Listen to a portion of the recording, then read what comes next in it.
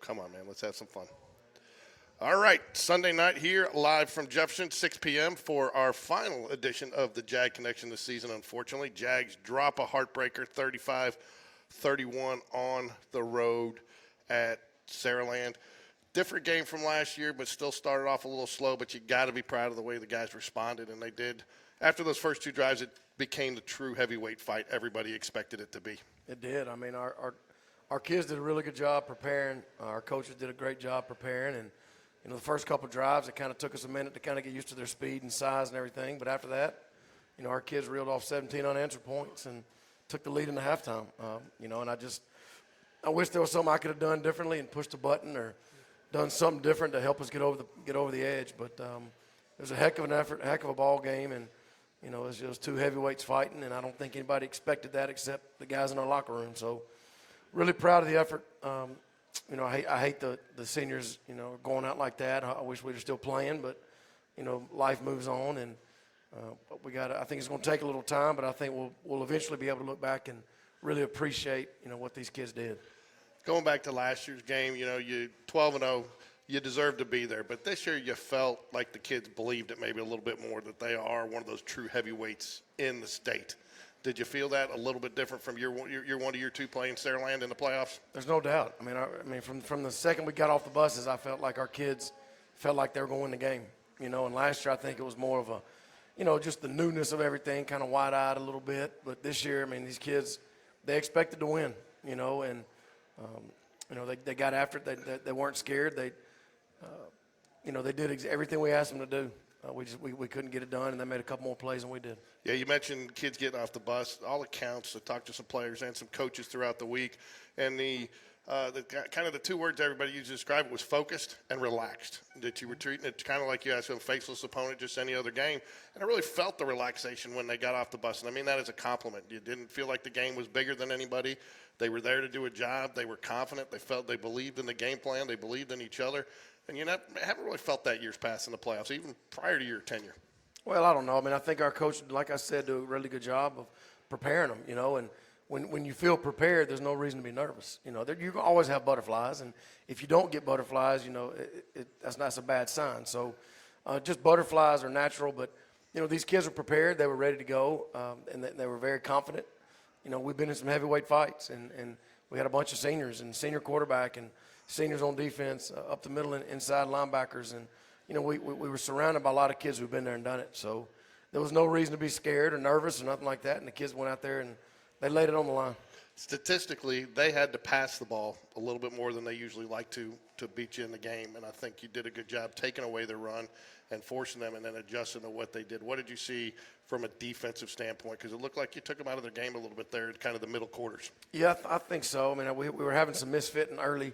We weren't, you know, fitting correctly. But they got it fixed. Coach Bush and them, they got it fixed pretty simply. But I think the difference in last year and this year is the scrambles. I mean, we did get hurt on a couple of big scrambles, but last year there were a whole lot more scrambles. And, you know, when Lacey last year, when he'd get out of the pocket, you know, sometimes there wouldn't be anybody near him for 15 yards. This year that wasn't the case. You know, we might have missed a tackle, but we had guys in the area. And, you know, I know one big scramble he hurt us on, but other than that, I mean, anytime he scrambled, somebody was on him. You know, so the defense, you know, they played really hard. You know, teams like that, you don't want to give up a 65-yard bomb. You know, you're a little more willing to give up an 8-yard hitch compared to coming up on the line and, you know, getting the safeties downhill and giving something over the top. So I thought our defense did a good job of keeping everything in front of them. But then once those guys caught it, we had to chase and tackle them. But they're really talented on offense. I mean, number 2 is about as good as the receivers we're going to see. Number 4, the running back. I mean, quarterback could run, so they had some really good talent. And once they got in open field, they were hard to tackle. Yeah, you mentioned Deshaun Spencer, their wide receiver. And week before, you had mentioned there was a little bit of adjustment to the speed from what you had seen going into McAdory. I think there was even a little adjustment of speed what you saw at McAdory with Deshaun Spencer. He took it to a different level. That first drive, I mean, they kept feeding it to him, and, you know, as soon as he catches it, he'd get north. Right now, he's full speed in 2 steps. You know, that's the difference in him. A lot of receivers are fast, but, you know, as soon as he got it and he went upfield, he was full speed. So he was really talented. You know, I thought he made a lot of good plays, big plays early on, but, he'll turn a 5-yard catch into a 20-yard catch. But I thought our defense did a good job of keeping it in front and not giving up a bunch of big plays. No, they did, and I tell you what impressed me too offensively is Spencer saw some time, I believe, in the secondary for them, and you guys went at him. You weren't afraid. You didn't let any of their players dictate. You guys still went with your game plan regardless of what personnel they had out there. Yeah, there's no reason to not go at somebody. I mean, I think Brock threw it to seven different guys caught passes Friday night. So it wasn't like in years past, if you stop this guy or if you do this. I mean, I think the distribution of the passes went to 7 guys, and Brock threw 4 touchdowns. I believe it was 4 different guys caught them, or 3 different guys. I think Greb had 2. So, I think when you have a Brock Bradley and the receivers we have, you spread it around, and we didn't take into account who was on defense. It wasn't who's at corner, who's at safety. That's just what we do, and we're going to take advantage of it. And we made a lot of big plays. Running the football very tough all night. Your running backs had to work for every yard they got, but you never abandoned the run. I think some of that was probably just to continue to set up that play action pass. But talk about your running backs. No turnovers, and they really grinded out, kept those in. I don't think that we had but maybe one that fell for a negative play from a true running back rush. Yeah, a couple of them early were miscommunications. We went the wrong way, or a guy didn't pull, or there was a couple of mistakes early on. But we did run it enough. We went into the game thinking 4 yards. If we're running the ball for 4 yards, we're fine with it. We're okay with it because it is going to set up play action. But they're so good up front in the box. Linebackers are so good, and they were going to stop the run. And that's why we kind of hit some big plays on them, and Brock threw for 300-something yards because they were going to stop the run. And we went to some other things, and we were able to do some other things. I think when we really started getting good drives, the drives that we're kind of accustomed to is when we started throwing on early downs. We kind of said, let's start throwing on first down instead of waiting to second or third. Let's start throwing on early downs, and we did, and I was able to kind of unlock the front a little bit, and then we popped some runs. So, we felt like we had a good little feel for it, and, we just – I don't know. I wish I could have done something different in those moments that could have changed it, but I think our guys on offense executed at a really high clip once we got going, and Brock had a really big night. I want to touch a little bit, too, on the offensive line. I thought they did a great job on Friday night in pass protection. And Brock a lot of times had either plenty of time to throw, or they gave him some area to extend the pocket, either to the left or the right, or step up into it and give him some time to make some throws. I thought the offensive line really performed well. They did. I think late when they know it's a pass and, they had those edge guys that are 6'4", 6'5", really good players. It's a little different. But as we went on, the O-line really did give Brock a really good pocket to throw it in. And we moved the pocket a few times, kind of get him out of it a little bit. We try to play action a little bit. So we try to do a little bit of everything. And the offensive line did a really good job of keeping Brock upright. And a couple of times Brock threw it as he's getting hit. I think on 2 touchdowns he did it. He threw the deep one to Greb right before halftime. He got hit. And then he threw the Landrick in the corner of the end zone. He got it right over the guy's head. He got hit as he threw that one. So, they gave him just enough time to make some plays. Last thing I want to touch on before we hit some of those plays was defensively, you used a lot of different personnel. And I think how much were those games that led up to the first playoff game where you got to get those guys in and get some extra reps where you could do some different packages? I know Xander McClure was in a lot more than he had seen. Mm-hmm. And so how much did that play in having those games where you're able to get those reps to offer you opportunities to run different packages in that playoff game? Yeah, I don't think Coach Bush – I don't think they were scared to go to different packages. They were trying to match what Saraland was in. Whatever package they came out with, they'd match it with our package that best fits that scheme. So, they had the green light to use whoever they needed to use. And, Xander got some reps early in the season and made some good plays, so he got the opportunity to get out there and play. And, they were rotating a bunch of different D linemen. So it was just, I think our coaches did a great job preparing our kids, giving them a chance. We just didn't get it done. All right, let's jump to some plays real quick. We'll touch really pretty close game. They outrushed you, and obviously I think a lot of those came from the scrambles. Their quarterback was very efficient, 22 of 26. So Brock, though, 18 of 27, 311 yards, no interceptions. You only had 82 yards rushing, probably one of your lower outputs of the year, but you kind of knew that was going to be the case. Their defensive line was the strength of that defense. Yeah, their D-line and their inside linebackers are about as good as we've seen, and And we knew that, and we also knew that they were going to put numbers down there to stop the run. So, between their box being really good, plus we knew they were going to load the box to stop the run and make us throw it. We had to do what we had to do, and we put the ball in the air. All right, here we go. This is the first play of the second quarter, I believe. It is the first play of the second quarter. There weren't many highlights in the first quarter. No, I know. So, but great time to call a screen pass right there. Nick McKissick does a nice job cutting it back in. Could have very easily taken out of bounds there, but get you set up for your first score, which was a field goal. But again, it was a perfect time. And again, those are, they were being very aggressive on defense at that point. Right time, right for the right call. They were, and that was a package when JD and Nick are in the game at the same time. We hadn't shown that yet, so that's one of those deals where you call and hope it works, and it did. Down 14-0 here. You get the fourth down stop. Was there any thought about going for it on fourth down here? It's way too early. We got to get points. We just said let's get some points on the board. You don't want to have another drive and not score. We had to get something on the board, and Garrett did a really good job of putting it in. I think that goes to, and the reason I bring that up, and we talked a lot about it on the broadcast on Friday night, was this team never really showed any signs of panic, no matter what situation they were throughout the year. So taking a field goal here didn't feel like a loss or like that they got to stand. It just felt like you said, putting points on the board. Got to get points. I mean, it was way too early, the second quarter, and we were getting the ball at the beginning of the second half. So, I mean, we had plenty of chances to score. So we just let's make sure let's get some points up. So you get the field goal here, 14-3. First points in the game, Eric, just you said it at the second quarter. Talk a little bit about D-Rob and the job that he's done. I mean, special teams, I'm not going to say he's been flawless, but they have been very good this year. Probably one of the best special teams groups you've had in your 4 years. No blocks. I mean, we missed a couple early in the season, but punting. You even had Zach Van Pelt, I think, bobbled one, still stayed composed and got a nice punt off. You had a couple different guys. And I think, did you get your field goal kicker from the soccer team? Did you guys go out and recruit him? Yep. Garrett came out from soccer, and Reese Jones came out from baseball. So, yeah, Coach Taylor, Darius Taylor, he did a really good job special teams. I mean, he puts a lot of time and effort into it, and the kids know what they're doing. Is very prepared, is very methodical. They practice it a lot, and, he's done such a good job. And, we're losing him. He's leaving. He is? He got his master's, and he is going to Leeds High School as an assistant principal.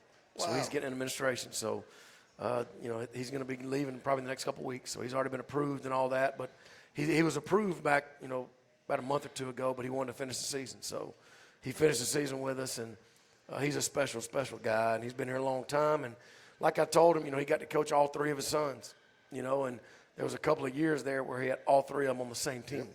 So that's special. But Coach Taylor, we're going to miss him. He does a really good job with the outside linebackers and special teams. But, you're right.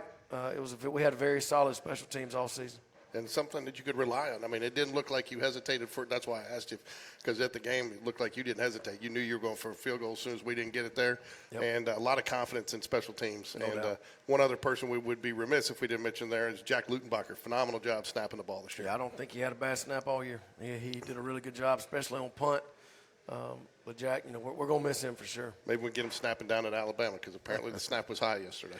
Well, how that ball got down, he got to kick it. Yeah, I know. I'm being sarcastic. Here we go. Again, defense kind of turns it on here. Started to spy just a little bit better some of the things, some of the wrinkles they put in there. Really attacked it well there. Again, you come back after getting the ball on this, and then, again, I think this is what you mentioned, where you made the transition. Let's start throwing it on first down. Yeah, we had to start throwing around a little bit early downs, and we knew if we play action them, because you look, there's 8 red bodies up by the line, and we knew that was going to be there. We practiced it all week, and Greb made a great play and took off. Not many people will see a tight end with that kind of speed and those types of hands, and I think that kind of shocked him a little bit to get back there. But he does a nice job finding the seam right here, getting it into a place where Brock can put it and lead him, and just great job, focus on the catch, and says, "I'll take 6." Thank you very much. Biggest thing right there, Brock, he looked the safety off. I mean, he looked left, and, you see the safety turn and run to Kenna, and he knew once the safety left the middle of the field, he's going to come back to Greb, and that's exactly what he did. So that was a really good play. Again, this was one area I actually noticed when I previewed the game was their quarterback runs with the ball very loose. And I'm sure that's something that you address with the team all week, that as he was running, you guys have a chance to slap it away, and you kind of do it here. And instead of them picking up some points here, you obviously get the ball and go down and get your second touchdown of the game. That was a big play. I mean, anytime you got guys that want to extend the play, a lot of times the ball comes away from their body. And, you got guys on defense just being relentless and flying around and trying to just hit the ball, and we got it. Another guy that I think that recovered that fumble, Nathan Bird, guy that has just gotten better week after week after week for you. It's going to be a tough loss for you next season to see him go. Going to be really tough to see Nathan. I have a saying, I just love watching Nathan Bird play football because he plays it right. He does everything right. He plays so daggum hard, and he's a really, really good person. So, again, you come back, and after getting that fumble, you decide to go deep again to Connor Greb. And, again, I don't think you can really – words can do justice to this catch. Does a nice job getting position, goes at a high point to get the ball. And, again, another great Brock Bradley throw because, again, if that's underthrown the slightest bit, it's an interception. Yeah, Brock just puts it where Greb can get it. And, you get it near him, he's going to catch it. I don't care what it looks like. He's going to catch it. Again, here it's going to go back to Connor Greb here. Does a nice job with his body kind of blocking out to where he's the only guy that can get it. And he's either going to be interfered with or it's going to be a touchdown. That's it. Right before half, third and about 4, we were out of timeouts, and Brock knows he just got to get rid of it. They sent 6. We only have 5 to block them with. So he knows he's got to get it off, and Brock, he just puts it up, and Greb does a great job. Yeah, and I thought that even if you don't get the touchdown there, that could have been a pass interference. It should have been, could have been, but it wasn't. But no, it becomes irrelevant. It becomes does. irrelevant when your guy catches in the end zone. But no doubt. Was not aware that this was, again, we talked special teams. This was another big part of it. Mason McClure had a nice job returning the football Friday night. He did. They did some different stuff on kickoff. If you notice, they lined up and then they'd move and they shift, and so they gave us a bunch of different looks. But Coach Taylor had those kids prepared. And you mentioned getting Brock outside the pocket. Does a nice job, too. He did a nice job stringing some of those throws out, wait until the last minute to go to his check down and see if something downfield developed. Yeah, we had to get Brock out of the pocket. We can't just put him back there and leave him back there because their front was really good. Just the one I was talking about, he got hit as he threw it, but he knew where Landrick was going to be. Yeah, and we talked about that on the broadcast Friday night. That just goes to show the confidence that your quarterback has in his receivers to be where they're supposed to be. He didn't see him there. He threw it to a spot, trusted. And, again, another huge weapon for you, and I know you'll have it next year, to have 2 tight ends like a Landry Coleman and a Connor Greb. Well, they give you so many different options. I mean, with those guys in the game, we've been able to, when they're in together, we've been able to do so many different things. We can get in 21 personnel. We can spread it out, get empty. We can just do so many different things with them in the game together. But that's just a big-time play by Brock, and Landry finishes it. Yeah, nice job, too, staying focused on the ball. There's guys jumping in his face. I think we've got this play coming up that I'm sure you won't mind touching on here for us, but and maybe give us an explanation as we're still all kind of baffled by this one. Obviously, officials throw the flag, call it an intentional grounding. They mark off the penalty. They don't move the box. Their coach has a conversation with them. They come back, converse again, don't do anything, and their coach has another conversation. They pick up the flag. What was the explanation there? Well, they said that they had additional information that made them decide to pick it up, and I was trying to very calmly tell them that we don't have replay in high school, so there is no such thing as additional information. You made the call, y'all talked about it. You made the call, you talked about it again, you kept the call. So that was just a situation where I felt like their sideline made the call. They did. Clearly they did. We watched it. In second round playoff games that shouldn't happen. But I don't know. It's a tough break. But that wasn't the reason we lost. But it's something that I felt like I had to fight for our kids for, and I gave them all I had, but it didn't change it. Yeah, it didn't feel like. I didn't even feel like they. Did they ever tell you what the additional information was? Was it receiver in the area? They said there was a receiver in the area. Yeah. Okay. So. Very unfortunate call. Now, fortunately, though, I think the positive you take from that is your defense lived to play. Just went and played another play. They did. And they shut them down. And then, right here you could see this is still that same drive. They end up getting through, penetrating, infecting the field goal kicker a little bit, and he pulls it wide to the left. Right. I think he kicked that kick for Alabama the next day. Dang. So, again, we come back, you get the ball back, you start to drive, and again, you kind of took advantage of it. Brock gets out there again. This is one where he strings it out as long as he can, and Kenarigo just does a nice job. And, again, you would have picked it up anyways with a finally threw a flag on a holding on defensive secondary there. Yep. So, and, again, you get another – again, I thought this was – you go back to this play again on this drive, which is where you score the touchdown to the same except I think to Barrett Price. Yeah, so what we've done a lot of is when Brock would open up to his right, he would throw it right. So we were preparing for that backside safety to follow the fullback and get over in his vision and because he opens right, he's been throwing right. So we said we got to be able to open right to get everybody's safeties, everybody flying over there and turn back and throw it left. And not many quarterbacks can make those throws, but when you got a Brock Bradley, you got to be able to do it, and he does. So if you see here, he opens up right, the safety in the middle of the field follows him, and opens up that big window to throw back to Mason. Mason makes a great catch. And then again, you do it again here with Barrett Price, I believe, for the touchdown. Yeah, that wasn't the best play call because if it's if we hand the ball off, they outnumber us in the box. But as soon as I saw what they had, I said Barrett's got to win it. He's got to win the route. And as soon as the ball snapped, I saw him win it, and I said it's touchdown. He's beat him. And Brock puts it inside, and Barrett makes a heck of a ball catch. That is a big-time play.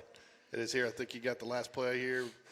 Barrett Price, again, offensive line getting play time. Brock steps up, hits Barrett across for about a 22-yard gain.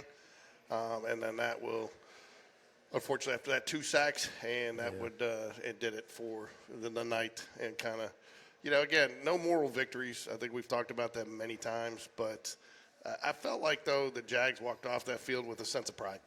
No doubt. There's no doubt. I mean, our kids knew they gave it everything they had.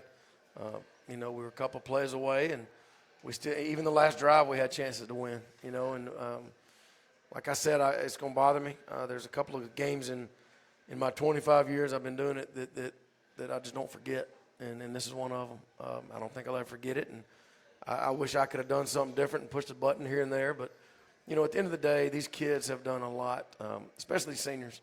When the program they walked into is not the program they're leaving behind. And, that they've the last 3 years, they've won more games than any other class, any other 3-year span in the history of the school. So there's so many things they can be proud of. They've laid the foundation of winning and moving the needle and doing big things.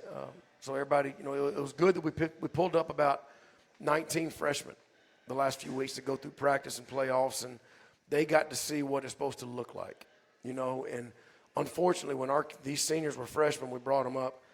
It wasn't set yet. Like they couldn't look ahead 2 or 3 classes and see what it looks like, what it's supposed to feel like, and how they're supposed to be treated. And they just didn't get that.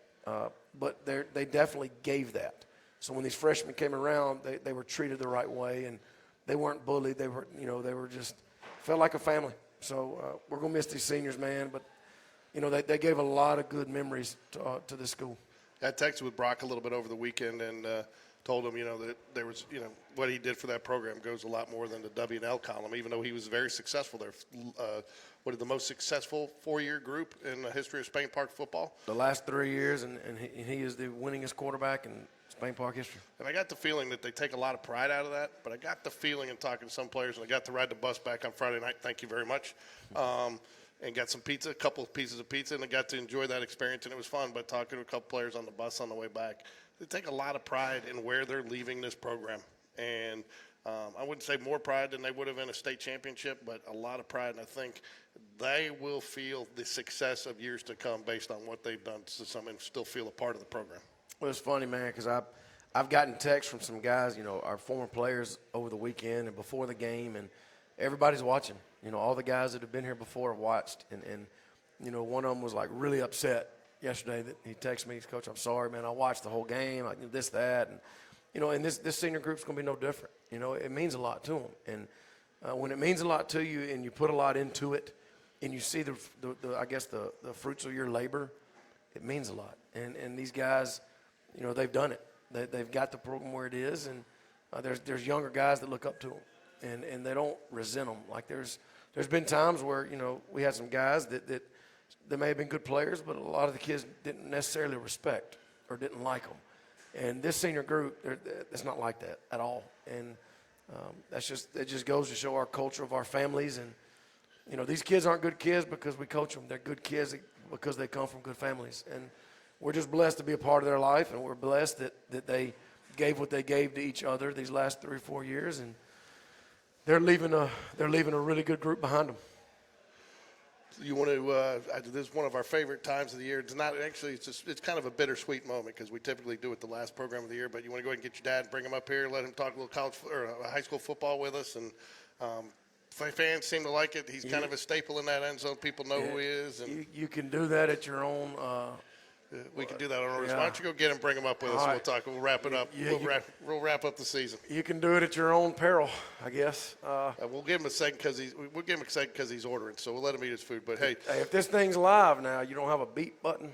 no, I do. I can get it off quick. Let's look back. Let's look back on the season. I tell you what, we got a 9th and a 10th grader in here. Let's get them up here and ask them some stuff. All right, Come here. Come on. Zion, Anderson come on. Walker, and who's this? Zion Mount McLean. No, this is Zion Agee, a 9th grade Okay. receiver who's got a chance to be special before he gets All right, out of let's here. bring them both up. Come on. 9th graders. They don't have a clue what they're going to say. They've never done it, but why not?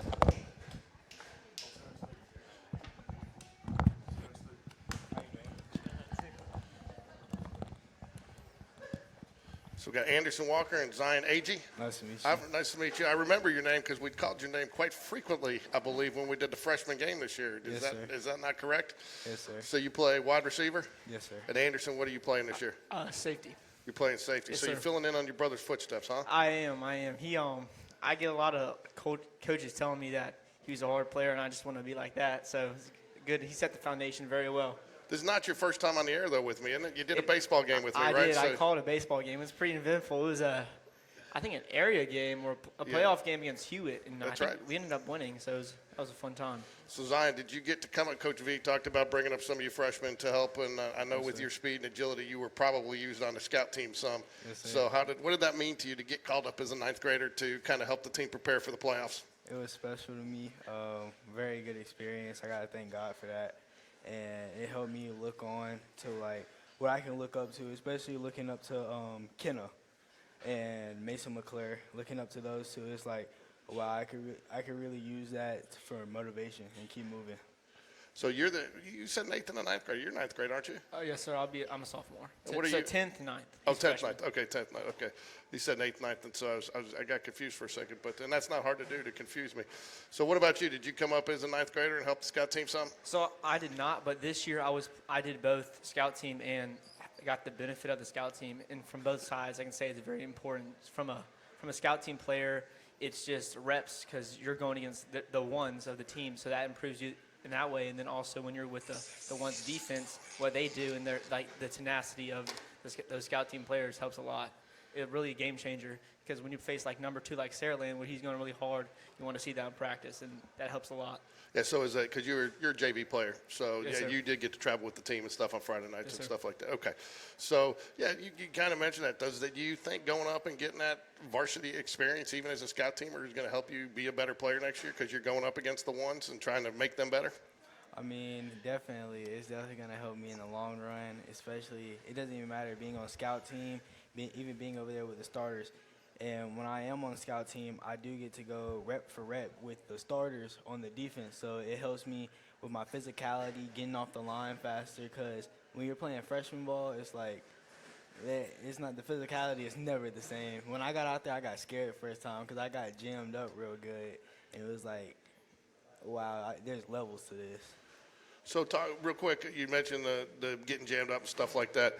As a freshman, I know one of the big things that Coach V has stressed year in and year out is the weight program. Yes, sir. Do you feel like Spain Park's ahead of some of the freshman teams that you see as far as strength and conditioning? Yes, sir. I would be so honest with you. Coming in I didn't start playing football, honestly, till I was in the 6th grade. And I was a bean, like real skinny. And then like I got into this weight program and it was like, oh, it's serious. I can't miss a rep. I got to keep moving. And then like, of course, Coach V, as a great coach as he is, he's gonna push you and force you. And I won't say force, but he's definitely gonna push you to get better and better every single day, no matter what it takes. And he will not let you take a rep off. And I have to say that, never take a rep off, keep moving. And yes, this weight program is very important to me, and it's just been keeping me strong. He tells me, and I believe it because I see him, because when we do our show, he says he is in the weight room for freshmen every day. Is that the case? Yes, sir. Early in the morning, he makes a dedication to get here, living where he lives, and it's very special to me and our team. Yeah, not many. I tell you, I've told him that. He says he knows no other way to do it, but I've interviewed several coaches around programs. There are a lot of varsity coaches that dedicate the time to freshmen that he does. And I know, and then on top of that, you've got all the assistant coaches that kind of go back and forth. Anderson, so who's stronger now, you or your brother? Because now that your brother's taking a year off. Well, I'm close. He's thickened up at Auburn, but people tell me I'm on a good path to pass him. But as he was saying about the weight room, it's like there's a positive competitiveness because you got younger guys competing, pushing weight, and encouraging people, and then there's a bar that's set by the seniors who we thank them for that for all 4 years, and that Coach V is in there. So there's just this tone, this like demeanor when you walk into the weight room. It's business, and you got to handle your business. So how much, I know Coach V talks, and it took me a while to figure out why our numbers were going down because guys graduate, but, I think, what are we up to, 58 or 59? 59 that can clean.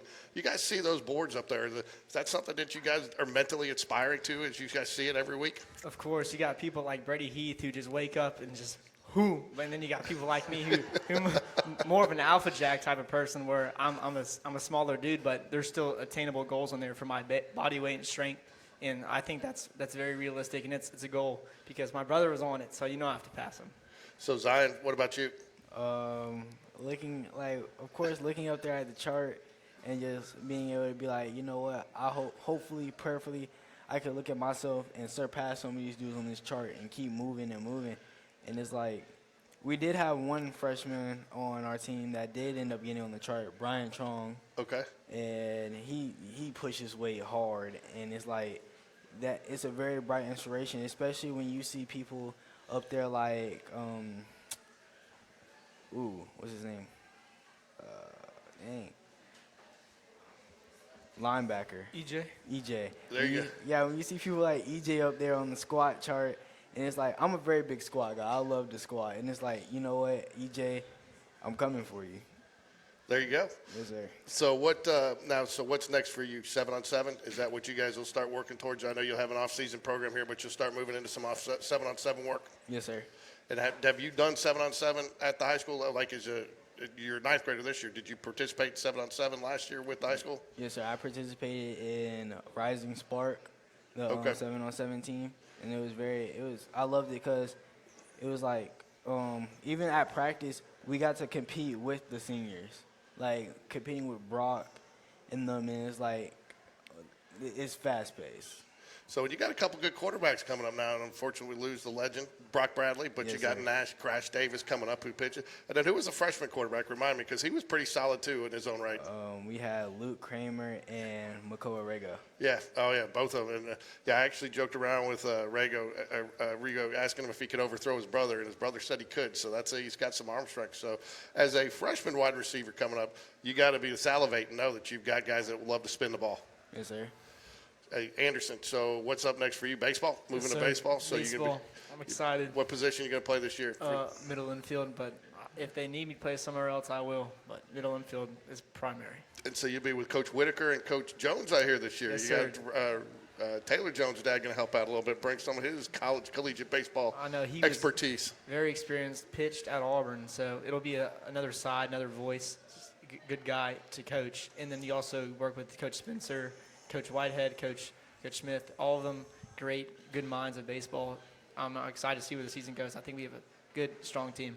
Now from this point forward until the end of the baseball season for you, every day is Mother's Day because your mom volunteers for the baseball program. She does all the pictures, which is a nightmare. She does all the social media stuff. I mean, she is almost probably more involved than some of the coaches. So you better be nice to your mom because she helps give me some of the information I need for all my graphics and stuff.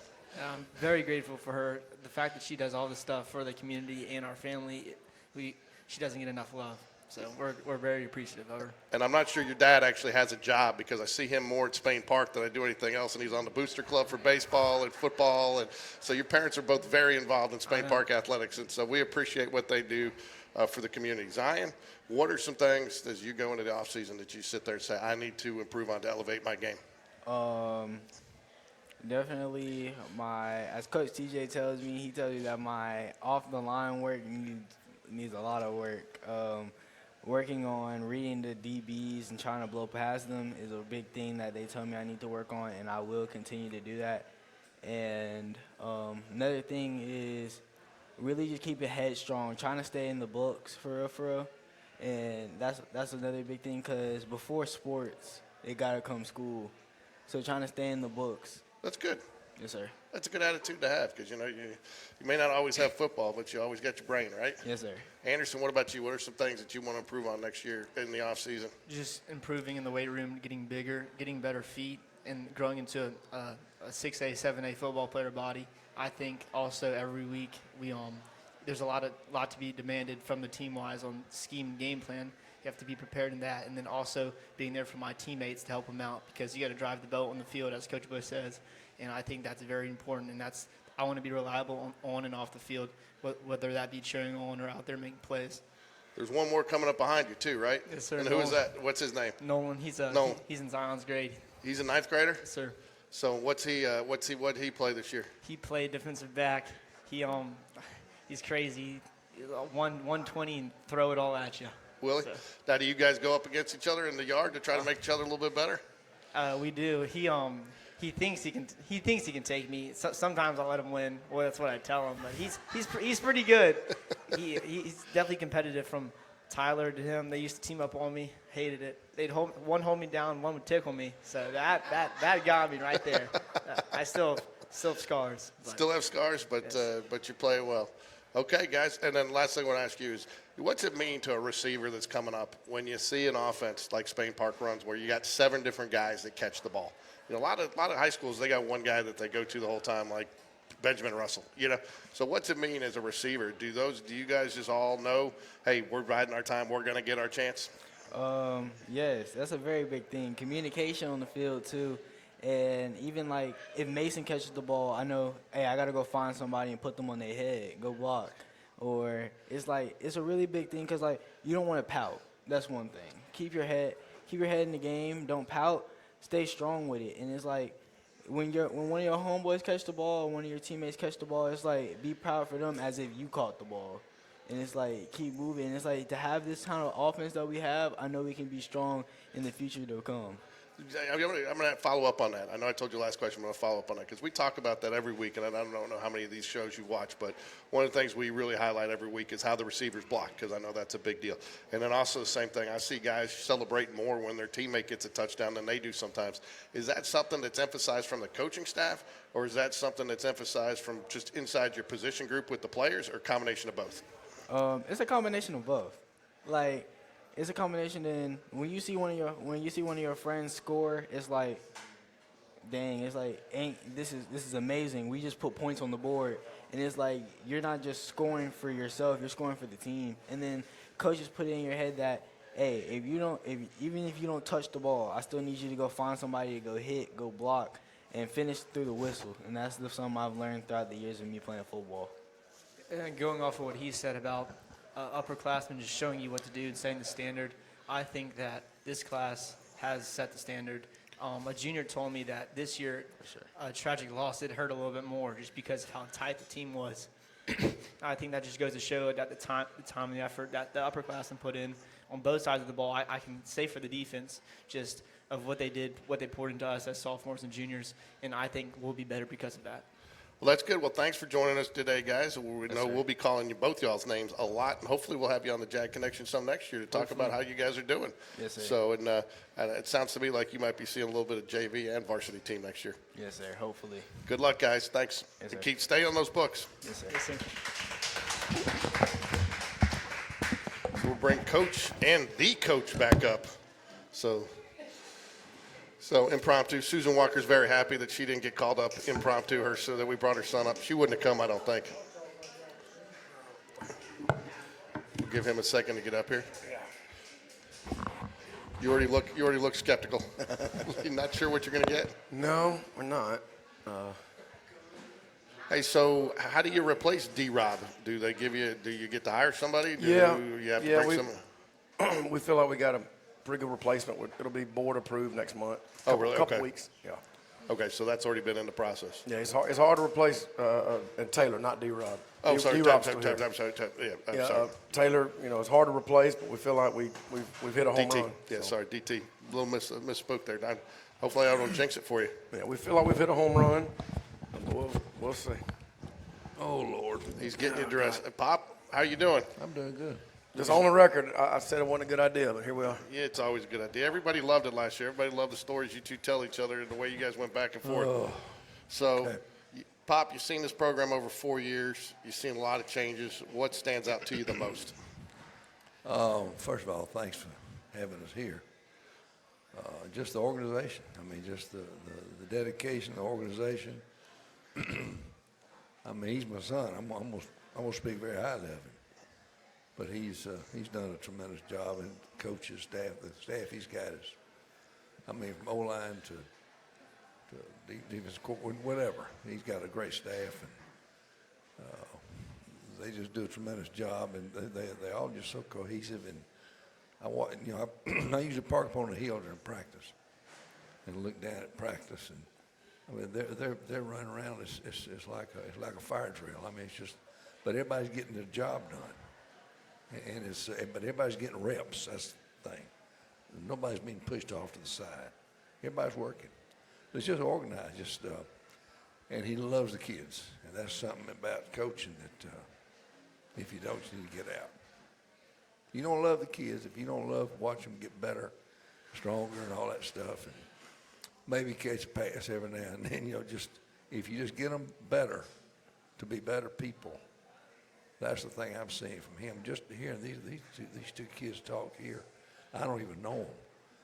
I mean, good Lord, it sounds like they're in college.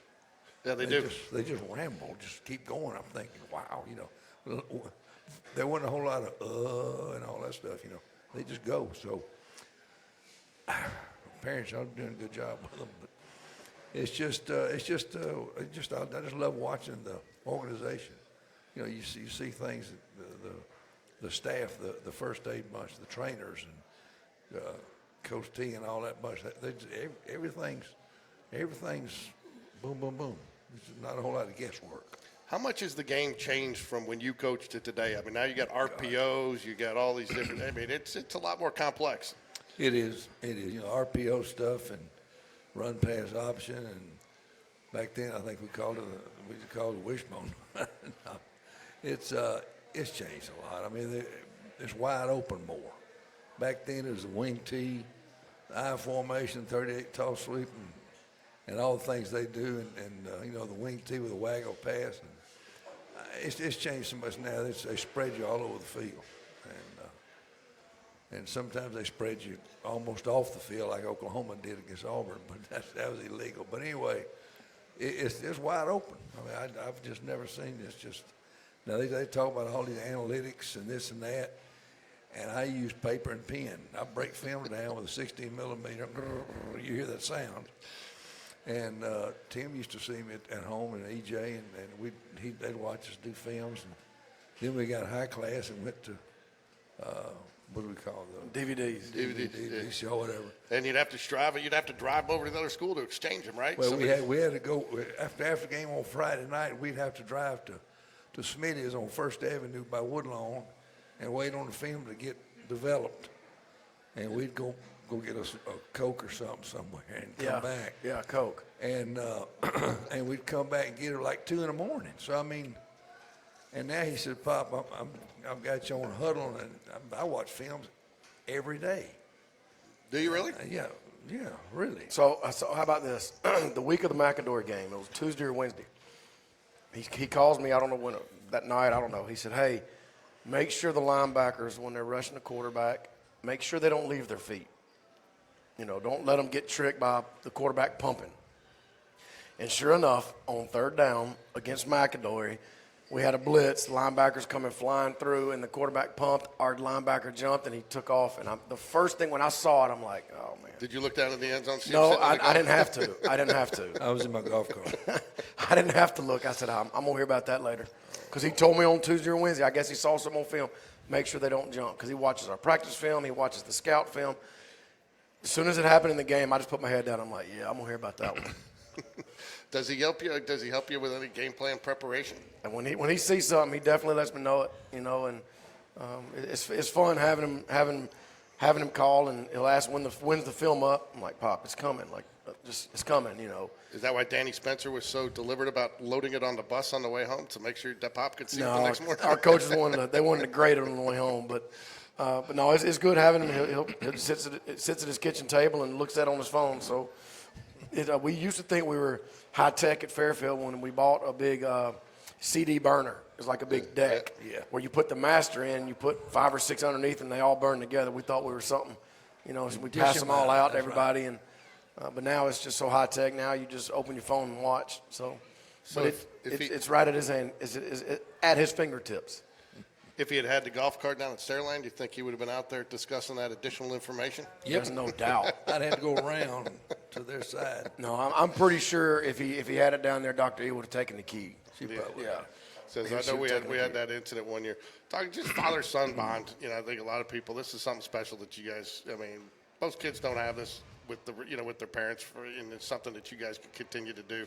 What's it mean to have that, do this with your dad? All right, so my first 20 years of coaching was with him, and that would, whether he was the head coach at Fairfield, and then there was one year I was at McAdory, and he after he retired, he didn't coach. I sat on the porch. But he was at McAdory's field house every Friday on the porch. But he knew once if I were to get a head job, he was going to come with me, and he did when I got the job at JO the next year. So first 20 years or 19 out of the 20 years we were together. And, there's many days that I'd do something and he'd correct me, especially when I was young. And, but as the years go by, it's a lot of fun. It was a lot of fun at JO. And he said, I don't care where you put me, just give me an office, give me a coffee maker, and make sure I'm close to the laundry room because he wanted the laundry. So, we work well together, and I've learned a lot from him, just being humble and being old school and just doing things right, not trying to cut corners. And there's still a lot to be said about being old school. I know it's changed and all that, but being old school in terms of how you treat people, he was the same guy he was. And when we lost 14 games in a row at Fairfield. We lost the last 2 of our first season, the next 10 of the second year, and the first 2 of the third year. So like 14 games, and that's when I just got out of college, so I was living with him. So that's 14 games we lost in a row.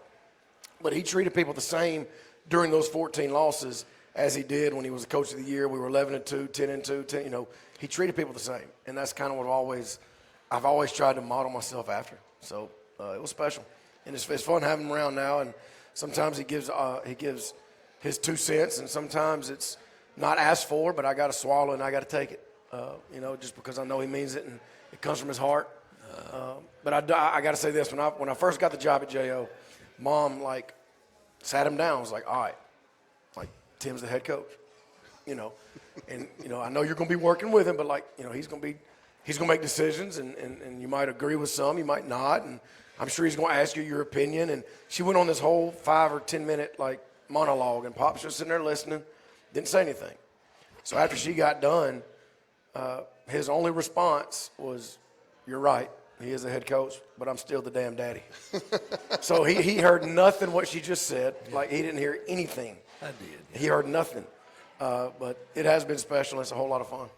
Pop, I know Tim probably didn't sleep much on Friday night after we got home replaying that game in his head. Do you replay the games in your head afterwards like he does? I'm going to tell you this. I was a nervous wreck.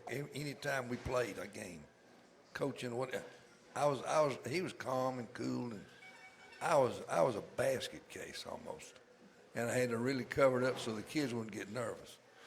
But I was always just high strung, and we'd come pregame meal at Fairfield, and they'd have to sit down, and if I heard any noise, they have to sit down, shut up, go to sleep, don't talk, and I just anything would throw me crazy.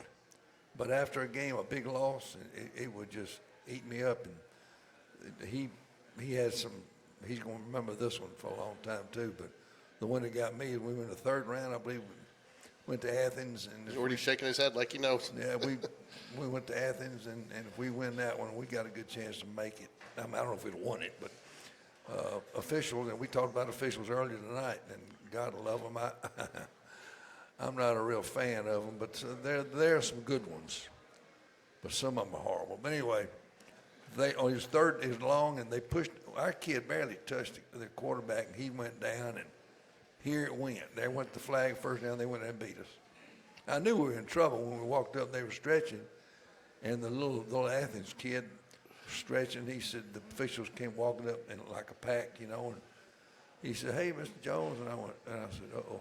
He said, "John," he said, "tell your dad to call me. We'll go fishing this weekend." I went, "Oh God, we're done." And sure enough, we were. So, but anyway, no, it's great. But it'll eat at you, but it'll get better. That same game, that was 04 Athens, third round. He still blames me for the loss. It was 20 degrees, and he had to wear shorts. Oh yeah. So Superstitious, yes, lucky shorts. me and my brother EJ, we made him. We were like, "Pop, it's 22 degrees. We have heaters on the sidelines. Like you cannot wear shorts." We made him put pants on before the game. So it took about 3 years for him not to blame it on us that we made him put on pants for the game. But So he blames you. he did it for a while. But even if the game was over, the kids at Fairfield said, "You ain't wearing long pants no more." I said, "Okay, I won't. I promise we're gonna wear shorts." Yeah, he's right. Hey, Coach V, and it doesn't have to be a certain player or anything, but what are kind of 3 special moments you take away from this season? It's the 3 memories that you just, you go back and, Man. I mean, there's a lot. I mean, you got There's a guys whole like lot. a Xander McClure who's worked his way up. You got a guy like Taco Carter who, Carter in his last name, Christian? Yeah. Oh, yeah, Taco, who, again, guy started, I think, hurt the year and worked his way in. Brock Bradley becoming, there's a lot of moments like that. But what's something that kind of is going to stand out to you that you walk away and just say, made me feel good about this season? Yeah, I think one of the games that I talked about earlier, we were winning, and so we put a bunch of kids in the game, and we put one of our sophomore quarterbacks in, and all he did was go take a knee. And when he took that knee, our sidelines erupted, just because they were so excited for the kid that he got in, and he took a knee, and our sidelines just went after him, and that's special. It's not every day when kids celebrate other kids, and that's just in this day and age when people are so worried about themselves and their image, and when you got a bunch of kids who care about each other, and when a kid who doesn't get to play much goes out there and at least just hits a knee, and our kids went crazy. That was special. I think another one was this Friday night. Landrick Hallman, we asked him to do a lot of things this year, different spots, and he had to do a lot of a tight end with his hand down. He's up at receiver. He's at fullback. He just had to do a lot of stuff. And, the other night he messed up early on, and I told him at halftime. I said, "Man, I love you. I believe in you, and you're going to make up for it." And he came back and caught that touchdown from Brock.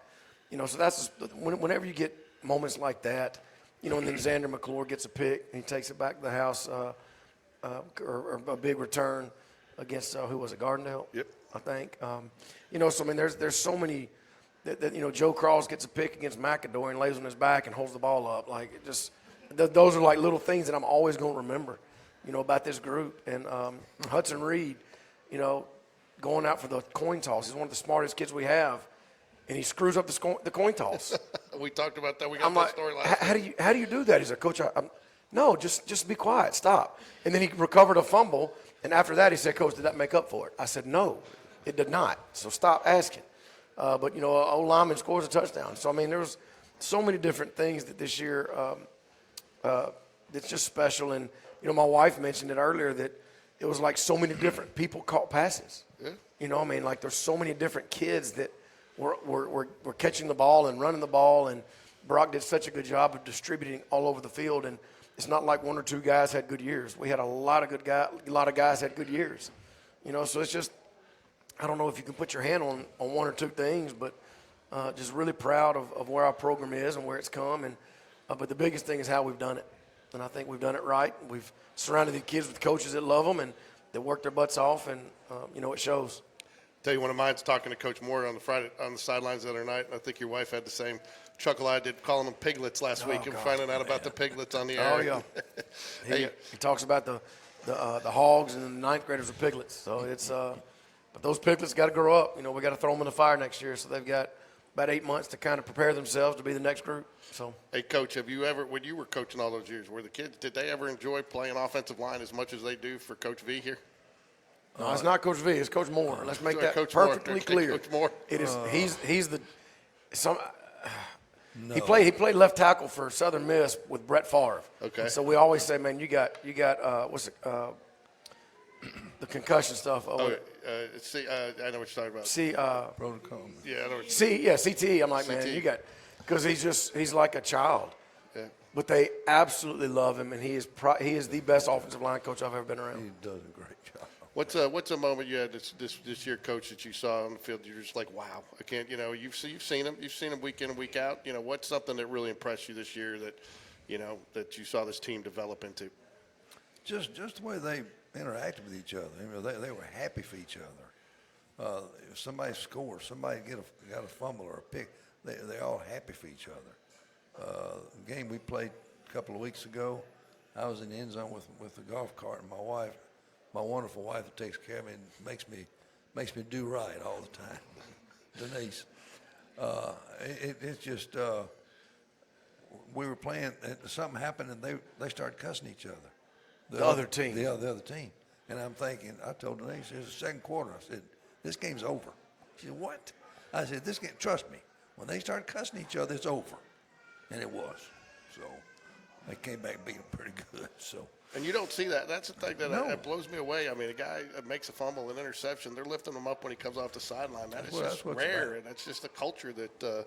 And I know it starts with you, and I know you got a lot Comes of right here. Yeah, it starts with you, and you got a lot of good assistant coaches. But I mean, I think you heard you got a ninth grader here, Zion Agee, up here, who's talking, and I asked him, you know, what it meant to him to have. I don't know if you heard because I saw you talking, but I asked him, what's it mean to have a coach that wants to throw it so much, and you're gonna be an opportunity. He said, it's all about the blocking. He says, I got to go down and block too. You know, I mean, it's, you know, and that's one of the things they put reports on, and they take a lot of pride in their blocking, and you just don't see a lot of that. I mean, it seems like these guys take more pride in blocking than they do catching a pass. They do, and Zion's got a really big future at Spain Park High School. He's got a chance to be special. His mama and they do a really good job with him, and he's a handful, and he knows it. His mama knows it. They all know it. But you know, he's nothing that we can't love on and get him doing right all the time. He's just a typical kid. He's got the attention span of a gnat sometimes. What ninth grader doesn't? Well, okay, multiply it by 10, then you got Zion. Okay. But he's been blessed. I mean, he's been blessed by the good Lord with a lot of talent, and he's got a good family around him, and we're anxious and looking forward to throwing him up there with the varsity, and a bunch of his guys in his class are going to help us next year. There's no doubt. So you talk about we move into next year. You got 7-on-7 coming up. You got the off-season program. I know you got some kids scattering to some other sports. What are some things that you got to? I mean, are you pretty much the offensive line's going to be pretty much all new next year? No, we got three kids. You know, Isaac, Sammy Camargo, and you know, we feel like Sawyer Pearson's going to be ready to go. But, you know, we never know. I mean, you never know who's going to step up, gain weight, who's going to you just don't know. That's not something we're looking at right now. I mean, I know we're going to get back in the weight room on Tuesday. We're going to have a team meeting tomorrow and kind of put a lot of it to rest and kind of get organized a little bit. But we'll start lifting again on Tuesday, and we rinse and repeat. We got guys that play other sports. We want them to do it. We want them to go play as many sports as they want to play. So we work with the other coaches and make sure that they're still getting their lifts in, but let them go play other sports. Because you're only in high school one time. You don't get a do-over. Coach, what you got? I want to add I'll just add one more thing. You know, you asked me about how football's changed. And it's changed a lot. But let me tell you what hadn't changed. And they do it every day, blocking and tackling. I don't care all this pretty stuff and motion and whirl around and go back and sit and get off. It's still blocking and tackling. You don't block and tackle, you're not going to win. I don't care what you do. You do somersaults, it ain't going to matter. So that's one thing he's done, and he has it in his playbook, and that's the way it is. So that'll never change. This is truth, fundamentals. And sometimes as a coach, you've got to get back to the fundamentals. So when do you get the 8th grade guys to come up to start working out with you? This spring, or do they start? It'll be the spring. It'll be the spring. I mean, we have our 7-on-7 team. We started a few years ago, a spark, and it really gives our kids a chance to play with each other. You know, because you get a lot of these travel 7-on-7 teams, these kids from all over the place, and it gives our kids a chance to work together, run our playbook, run our coverages, and go compete against all those same travel teams. But they do it together, and they love it. And so that starts sometime around Christmas. Somebody else has to coach them. Yeah, we can't coach them, but that'll start around Christmas, and they'll play 4 or 5 tournaments, and it'll be done before spring break. And then we get ready for spring training. You know, but we'll do one-on-one interviews. I'll sit down with every kid in our program and do a little, you know, one-on-one conversation with them, and I'll meet with every senior, and we'll meet with every coach, and kind of see what we can tweak moving into next year and try to get better. You can't just regurgitate the same thing the following year. You're always going to have to make wrinkles, and we'll start our leadership book study in January. We'll start our all-season program in January. So, we'll have a plan for it. We got our banquet coming up in a few weeks. So, we got to celebrate these kids. I mean, I don't want to move on too quick without celebrating these guys that poured so much into this program. I mean, your Hudson Reeds, your Brock Bradleys, the E.J. Curleys, Nathan Birds, J.D. Bonamy, Carter Holloway. I can go on and on. That group that came out of Berry 4 years ago that walked into a non-existent program. I mean, we had helmets, we had shoulder pads, we had a weight room, we had a stadium, but there was no culture. We had no culture, and what they're leaving behind is just – it's amazing, and there's just a big testament to them and their families. I mean, the families are allowing us to coach their kids, and I thank them all the time for it. Want to remind everybody, come out Tuesday to Spain Park High School, the flag football, quarterfinals, I believe, against Prattville, 6 p.m., home game. We're also going to be broadcasting it on an NFHS. We'll be doing that broadcast. But this is the last thing I want to leave with, Coach, and you kind of mentioned the Hudson Reeds, the Brock Bradleys, and those guys.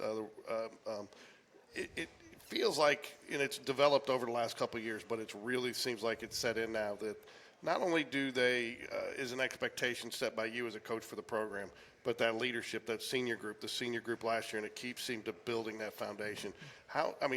That's got to make your job a little bit easier to have players feel like they have an expectation not only they got to live up to for you as a coach and for the school, but for the guys before them, and you just don't see that. It's and I come back to the pride factor. Well, I do think every year our leadership has gotten better, every year. And, even going back 2 years ago to Landon Huey, that group, and then last year with, those guys, Braden Matherson's, and then Jack Sellers and Mitchell Frazier's, and then this year with Brock. I mean, it's every year we try to get better at leadership. You can always get better at something. And we do a leadership book study. We started a couple years ago in the off season that really it's intentional. Leadership, yes, a lot of kids are born with it, but a lot of kids can develop it, and it's just they're all different. Some of them are vocal, some of them do it by actions, some of them do it both. And, it's just every kid has a little bit of leadership in them, and you want to cultivate it. You want to give them opportunities to do it, but they got to see it. And we have a staff that surrounds these kids with good leaders. So I do think that the leadership has gotten better and has been intentional, and we're going to keep trying to do it and do it better. Coach, I'll let you wrap it up and close it out for us tonight. Something you want to add about the season, or you give us a good, funny story about Tim before we close? Yeah, I can tell you plenty of those. I'm not going to do that, but it's just a great season. I mean, this is year 4, right? Mm-hmm. Yeah. I mean, he's gotten better. They've gotten better every year. And like I said, with the staff he's got, Coach Thomas, Coach Bush, and the offensive line, Coach Moore, they just do a great job. Coach Harrington, they just do a good job. And it's gonna be easy for them. It's not gonna be easy, but it's gonna be nice to just keep going. The only thing I'm hurting for now, we're proud of our son, and but the thing I need to ask him is, what's going to be going on the practice field that I can park up there and watch? Just watch the grass grow, I guess. I either watch soccer practice. They'll have soccer practice running around. I ain't watching soccer. I will next year. Well, if I know what I know from Huddle, because my limited access to Huddle, Tim's already got all the game film loaded for the teams for next year that you can start watching. Oh, no, we don't. No, we don't. Now, I will say this. In December, they do the reclassification meeting. And it does look like we're going back to 7A for 2 years. Does it really? Yeah, because our 9th grade group is big, which is fine because, that's why for the last 2 years we've been playing all those teams, 9th grade and JV. In our 9th grade, the last 2 years is 13-3 against those teams. So our JV's been competing. So it's these kids have been competing against them for a long time, and so I think we will be going back up, which I'm kind of excited about. Yeah, I think we've talked about it year after year. And I'm a believer that 6A can actually be more competitive than 7A. You got a deeper field to go through. Right. The difference between 7A and 6A is just the depth on a team, Sure. because of the numbers you have. And if the numbers are there, then it balances out. But either way. he knows he's going to 7A. You got those those smaller games with the teams they're going to be playing. Yep. That's organized right there. That's smart. No, that's smart. And then again, you haven't shied away. And I think every year too, you were smart. You scheduled 3 7A teams a year to play them, and we beat 2 out of 3 of them this year, 3 out of 3 last year. Right. So we're 5-1 the last 2 years against 7A teams, and you go back before that, our last year in 7A, we won 5 in a row at the end. So I think 4 of them were 7A schools. So it is what it is. I mean, it's going to be different, but it's going to be a lot of fun. These kids they've played against them for a long time, and the way our coaches prepare them, it's going to be tough, but it's going to be a whole lot of fun every Friday night. When can we expect that decision? I think right after the Super 7, so hopefully sometime before Christmas. Okay, and but that won't take effect till next year, right? Right. Spring sports will stay. Yes. Okay. Yes. Spring sports will still stay in their Yep. respective categories for the remainder of the year. Okay, well, want to thank everybody who has joined us all season long. We want to encourage you to get out and watch our basketball and baseball coverage, as we will continue to do that on Game Day Sports Radio. And then the last one thing, and we'll sign off here. We will do a little spring football practice coverage as we do every year, Coach. But spring football game, is it already decided? Not yet. We're going to try to see how the classification goes and go from there. Okay, so that will be TBD. I want to thank Susan Walker and the Walker family for coming and all that they do for Spain Park, as she's my big help for baseball. Every week she's helping me get graphics and stuff I need. So, Susan, look forward to talking to you soon about all the baseball. Thanks, everybody, for joining us and coming out tonight. This is our last episode of Jag Connection until next season, but we will be back next season, right, Coach? And no doubt. All right, go Jags. Go Jags.